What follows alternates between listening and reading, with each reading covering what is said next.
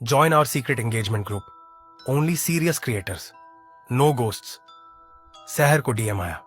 उसके लाइक्स नीचे जा रहे थे। वो रेडी थी किसी भी हैक के लिए। उसने ज्वाइन कर लिया एक टेलीग्राम ग्रुप। 13 इन्फ्लुएंसर्स। नाम नहीं, सिर्फ हैंडल्स। रूल सिंपल था, लाइक करो, कमेंट करो और हर रात ई के नया वीडियो पोस्ट करो। पहले हफ्ते में उसके फॉलोअर्स डबल हो गए, मगर हर रात वीडियो पोस्ट करने के बाद उसे एक रैंडम हैंडल से मैसेज आता, liked, you are safe for now. एक दिन उसने रूल तोड़ दिया, वीडियो लेट पोस्ट किया, सिर्फ 1 घंटा। उसी रात उसके टिकटॉक पर एक अननोन वीडियो अपलोड हुआ, जिस्म को चीरती शैडो की ब्लरी फुटेज और एंड में उसका चेहरा स्क्रीमिंग इन रिवर्स मोशन। अगली सुबह उसने ग्रुप में मैसेज भेजा, ये सब क्या है, कौन कर रहा है ये?